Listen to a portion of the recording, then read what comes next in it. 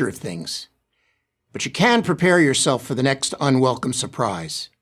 How? By building resilience. Resilience is the ability to bounce back from life's inevitable disappointments, failures, and pains. Let me use an analogy here. If cars didn't have shock absorbers, every ride would be a miserable experience. The ride through life without shock absorbers, that is resilience, would be the same. So without building resilience, your own internal shock absorbers, it's not possible to lead a happy and productive life. Resilience is the opposite of fragility. To be fragile means that just about everything upsets you. And if just about everything upsets you, you will spend a lot of time angry and hurt. And if you spend a lot of time angry and hurt, you will not be a happy person. Here, I'm not focusing on severe illness, the death of a loved one, or any crushing life-changing event. In such cases, people usually need help to recover. But for most of us, such situations are rare, while the slights and disappointments of ordinary life are not. And for those, we need resilience. Okay, then, how do you develop resilience? Here are some suggestions to get you started, drawn from my 40-plus years as a psychiatrist. First, get some perspective. Step back and assess your situation with as much objectivity as you can. How bad is this problem? Have I overstated it? Sometimes my patients think an unhappy occurrence is much more serious than it really is, usually because it's amplified by evoking a painful childhood issue. Often getting perspective is as simple as asking yourself this question: what's the worst thing that can happen?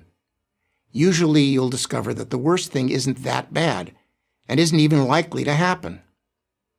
Second, compare the undeserved bad things that have happened to you with the unearned good things that have happened to you. When I ask my patients to do this, they invariably conclude that the unearned good in their life far outweighs the undeserved bad. I'd say the ratio is at least 10-1. In my own case, I didn't earn the incredibly good fortune of my grandparents moving to America, or that life-saving penicillin was available to me in my childhood when I was sick. I could go on, and so could you.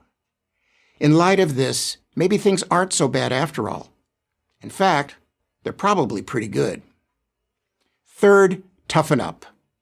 Life hits you from all directions: health, personal relationships, work challenges, family issues. To deal with them, you need to build up your mental toughness. The earlier in life one starts this process, the better. That's why parents who coddle their children and protect them from every hurt and failure are not doing them any favors. Nor are colleges that provide students with so-called safe spaces. To toughen up, you need to push yourself. How do you know what you're capable of if you don't do that? I was a sickly child. I saw myself as physically fragile. But the grueling hours in medical school and treating patients with serious illnesses during my residency showed me I was much tougher than I thought. You, too, probably have more strength than you realize. Find out. Finding that strength will give you resilience. Fourth, be the architect of your own fate. Although there are many times in life when we can't control circumstances, there are very few times when we can't control how we react to them. The late Pulitzer Prize-winning columnist Charles Krauthammer provides an inspiring example of this. Krauthammer became a quadriplegic in medical school following a freak diving accident. Rather than wallow in self-pity, Krauthammer resolved to finish his medical studies from his hospital bed. He did, and without missing a single semester. Fifth, take an honest inventory of your life. Make a real effort to discover how you have contributed to your own misery. In other words, how many of your life's speed bumps have you created?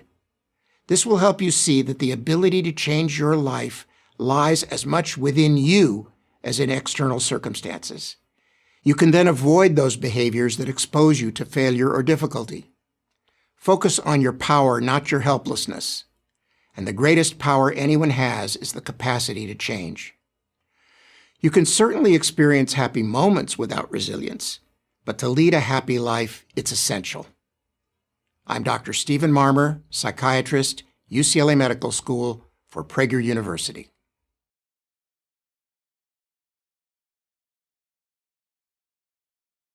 Thank you for watching this video. To help keep PragerU